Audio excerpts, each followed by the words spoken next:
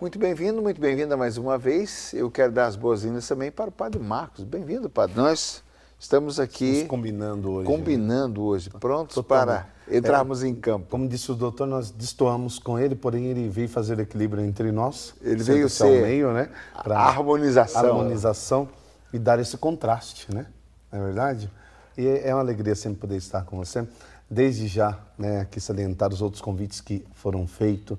Eu não pude estar presente em outras situações. Agradeço de coração o carinho do Oriente-se, toda a sua equipe, produção e principalmente dessa casa, né, que sempre aí tenta interagir conosco nas outras programações, dentro da grade, no que é possível, viu? Obrigado. E isso é bom, né, Padre? É sinal que o Padre está com a atividade em dia e está cheio de coisa para resolver. Isso é muito bom. Não é, Flávio? Opa! A gente tem que estar ativo, cheio de vida na vida. Sim, né? É isso muito que vivo. nos leva além, né? Senão a gente vai viver a mesma coisa. Imagina um dia que fosse igual ao outro, ia ser um tédio danado. Tem aqueles filmes, né, que volta sempre na mesma situação. Isso, a hora da marmota, né? Nossa. Que parece que a coisa volta. Deus me livre, né? Bem-vindo, viu? Eu me lembro daquela historinha que um rei, para ser um bom governante, perguntou para o bobo da corte, né? Me ensine alguma coisa para que eu possa ser um bom governante. E ele mandou escrever na coroa: isso também vai passar. Quer dizer, não importa o que você esteja vivendo, isso também vai passar. Se você está sofrendo, acredita, isso passa. Você está num momento eufórico, não tem jeito de fechar contrato com a euforia. Ela também vai passar, né? Então, o grande caminho da vida é você não ficar muito à esquerda, senão você pega o guarda-reio, senão você vai para o acostamento, mas tentar acertar o caminho do meio. Não se apegar, não é, Flávio? O apego é um dos grandes sofrimentos do homem, né? Ele se apega à felicidade, ele quer aquela felicidade eternamente, né? Ele se apega e quando você solta, é que a coisa flui. A vida, né? Não é uma questão de você ficar tenso e agregando, né? É você ter certeza da liberdade e isso te conduz a um caminho muito legal. A gente pode dizer que um dos causadores da frustração é o apego? Sem dúvida. Sem dúvida. Só posso ser feliz com essa pessoa. A pessoa foi embora, pronto, e agora? Estou apegado. Né? O apego envolve morte, né? O apego, às vezes, a uma situação financeira, o apego às pessoas, apego ao trabalho. Né? Existem inúmeros tipos de apego. Né? E as pessoas tentam superar a frustração, né, de não ter, achando que consumindo mais, não olhando, pegando atalhos, ao invés de olhar para o problema e falar, eu tenho esse problema, vamos resolvê-lo, vamos olhar ele de frente. Se você tem uma empresa, você faz reuniões semanais para descobrir para que lado nós vamos caminhar. Agora, se você tem uma família, você não faz reuniões. É essencial sentar numa sala e discutir. Até com uma ata, igual tem nas reuniões administrativas, né? Como é que está evoluindo você? E essa semana sua, como é que foi? A minha, faltou isso e aquilo. Interessante, né? Às vezes eu pego modelos de empresa e levo para a família, e levo para as pessoas, porque é interessante. É muito interessante. E, o padre, meu pai dizia assim que a dor ensina a gemer. Às vezes, nós não tivemos uma formação, nós não temos um terapeuta do nosso lado e a gente estava pegado, aconteceu uma circunstância que nos levou a uma frustração e a gente precisa começar a despertar, muitas vezes, no meio da situação, no meio da frustração, no meio da dor, no meio da... É um despertar doloroso, mas mesmo aí vale a pena, né, padre? Essa compreensão de si mesmo, né, como o Flávio falava, esse entender-se, o aceitar-se e o ver como realidade, não como utopia. A gente vive muito a condição da Alice no País das Maravilhas, né? Então a gente cria situações perfeitas e não aceita as imperfeitas, muitas vezes. As frustrações, elas estão principalmente condicionadas a isso. Você olha, eu adoro paisagem e contemplo muito esse olhar ao infinito. Só que você olha, não tem perfeição ali. Porém, o harmônico das imperfeições formam a grande perfeição de um cânion, de um grande vale. Uma visita a uma floresta, né? Não tem aquela, os pinheiros estão aqui, os coqueiros ali. Não. Não, existe um caos Você tem um caos. Em harmonia. Exatamente. Mas quem agora vai enxergar essa harmonia? É o seu ponto de vista, o seu referencial e o seu equilíbrio pessoal também. Sim, sem dúvida. Né? Outro dia a gente estava aqui com o Flávio falando sobre outro assunto e a gente falou bastante sobre a relação humana, né? E você falando disso, eu me recordo também que uma das coisas que eu gosto é de perceber que não só eu luto, não só eu sofro, não só eu tenho problemas.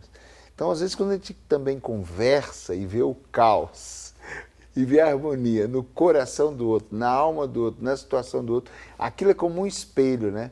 Parece que, peraí, sai um pouco do seu quadrado, olha aqui. Do que eu estou reclamando mesmo, né? Quer dizer, quando você enxerga Você começa a olhar o outras sofrimento situações, isso ajuda.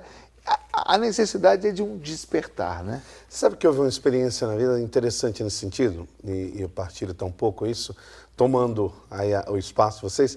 Enquanto no início da adolescência, vendo uma realidade muito simples, né? Então, era uma casa pequena, nós estávamos ainda em construção do outro espaço, e eu reclamava muito com a minha mãe sobre aquilo. De uma forma ou de outra, sempre dava um jeitinho de reclamar. Eu dormia num sofá, então imagina eu com esse tamanho todo, dormindo num sofá. Minhas irmãs tinham direito a uma cama, mas eu tinha que ficar com o sofá. E por fim, chegou um dia um dos membros da comunidade, disse, nós vamos fazer uma visita em uma das comunidades, né, ditas naquela época favela, e fomos à visita dessas comunidades. Eu fui fazer o terço nas casas, passava numa casa, passava em outra. De repente eu cheguei numa das casas e encostei na parede, a parede balançou. Aí a pessoa veio e abriu a porta, emocionada pela situação, nós estávamos levando ali algumas coisas para ela, e quando eu olhei assim embaixo, tinha uma criança deitada no chão, dividindo, né, com outro irmãozinho, próximo a essa parede. E aquilo me deixou profundamente, né, tocado de uma forma que eu voltei para casa e aceitei até a goteira que tinha em cima do sofá. E aí eu disse para minha mãe, agora aqui é meu lugar. Eu não troco, não troco. E aquilo mexeu comigo de tal maneira. Me fez reconhecer que o que eu tinha e aquilo que nós estávamos construindo, né, já está a caminho. E a realidade daquele povo? Né? Então você supera também, às vezes, essa dimensão da frustração no choque com a realidade. Mas eu tive que enxergar, porque eu posso me chocar também com essa realidade O que é e não normal, me sensibilizar. o que é normal do jovem, né? A gente tá só no nosso mundo. Para mim, a passagem da juventude para a idade adulta é quando você começa a despertar, de fato, né? Despertar e começar a acordar para a situação. Mas deixa eu chamar de medição. Essa medição, essa comparação, essa conferência que a gente acaba fazendo na vida, ela tem esse lado positivo, não é, Flávio? A gente precisa de referência. Se eu olho... Só o meu mundo é minha referência. Isso, eu preciso de modelos. Modelos. Se eu olho para o meu pai e vejo ele realizado, eu falo, bom, então casar e ter filhos deve ser uma coisa boa. Mas se eu olho para o casamento do meu pai e da minha mãe e falo, isso é casamento? Isso eu não quero, Deus me livre, estou fora. Né? E os modelos podem ser positivos e negativos. Você vê uma situação ruim, você fala, o dia que eu tiver meus filhos eu vou fazer diferente. Né? Então eu imagino que o padre, quanto ele não agradece hoje quando ele tem um chuveirinho quentinho, uma cama que caiba, ele com 2 metros de altura, e então o quanto que isso foi no começo uma coisa chata, desajeitada, né? De reclamar, e depois o quanto ele percebeu, o quanto ele era privilegiado tendo esse espaço. Né? As frustrações normalmente vêm do nosso eu idealizado muito alto. Hoje em dia você tem que ganhar seu primeiro milhão quando terminar a faculdade. Não é nem depois de estar trabalhando. Antes dos 30 anos. Antes dos 30, isso, né? De dólares, tá? Milhão então, vamos corrigir. Não é 30 dólares, não. É $1 milhão de dólares. Milhão de dólares. É 30 isso. anos. Aí eu projeto um eu idealizado lá em cima. Eu consigo realizar metade. Ao invés de eu olhar para o que eu tenho, eu fico olhando para o que eu não tenho. Sabe a história do copo d'água? Eu tenho meio copo d'água. Tá? Em vez de olhar para o meio copo que eu tenho, eu fico olhando para o que faltou. E o meu eu idealizado é sempre maior. Né? Tá, mas aí vem aquela história da vida. A vida, deixa eu chamar assim, Sim. Um conjunto de frustrações, né? É porque a gente vai sendo decepcionado justamente no ideal. Porque Porque ideal não se atinge. Ideal é para você ter uma meta, para você falar assim, poxa, deixa eu batalhar para isso. Aonde eu chegar já tá bom, né? Eu já rezei 2 Ave Maria, 2 Pai Nosso e nem estou levitando ainda. Quer dizer, eu estou exigindo muito. Deixa eu olhar para um santo que eu admiro, eu quero ser igual. Ok, você não será igual, mas a gente vai lutar para aquela meta. Nas orações também, nossos pedidos na vida, nós estamos acostumados com o Enter. Sabe o Enter? Sim. Tudo naquela velocidade. Enter acabou, já foi. E tem tudo Santo Expedito, na verdade, né? Isso. Rode, não crasse. Agora, hoje, pronto. O imediatismo. Isso. Esse imediatismo. E se você for pensar numa gravidez, ainda continua demorando 9 meses. Não tem o Enter. Pois é. Aí essas frustrações, elas são uma pedagogia. São. Para quem está atento para aprender. Quando você nasce num sítio, você aprende que a galinha leva um tempo chocando, os pintinhos levam um tempo para se virar. Os patinhos, então, melhor ainda, acabou de nascer, já está na água. Né? Então você vai aprendendo o ciclo das coisas. Quem está na cidade não tem ciclo, perde o contato. Tem gente que não sabe nem que estação do ano está. Na primavera, verão, outono, inverno. Eu que pego estrada, né? Nessa época de IP. Os IPs são maravilhoso. Né? Eu paro o carro, fotografo, tenho uma coleção de IPs fotografados. Né? Então eu acho que é importante você perceber esse ciclo da vida. E no ciclo da vida te traz frustrações. Não tem como. Eu não tenho como criar um filho sem frustrações. Eu não tenho como ter uma vida sem frustrações. Porque, em geral, eu sonho muito alto. Tá. E a sociedade empurra você para sonhar alto. Você comprou um carro, você tem um carro bom. Mas deixa eu fazer um questionamento aí no meio da frustração. Sim. Eu tenho um filho, tive uma frustração. Eu posso digerir essa frustração, avaliar que eu idealizei, avaliar que eu sonhei alto demais, perceber onde eu errei, ou eu posso potencializar minha frustração, me mantendo irritado com aquilo, ou fazer tendo outro papel, raiva daquilo. Ou então fazendo outro papel, que é o se vitimando.